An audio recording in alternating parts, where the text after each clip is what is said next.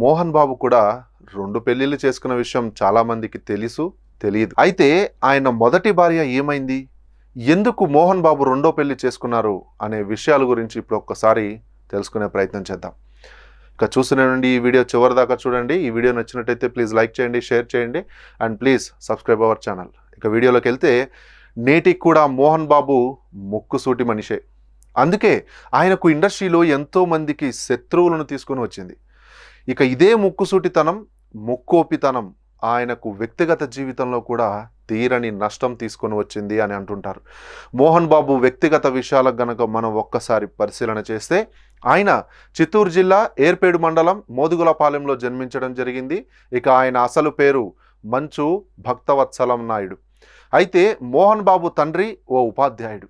ఆయన ఏర్పేడు తిరుపతిలో చదువుకొని ఆ తర్వాత మద్రాసులో ఫిజిక్స్లో డిగ్రీ చేశారు. ఇక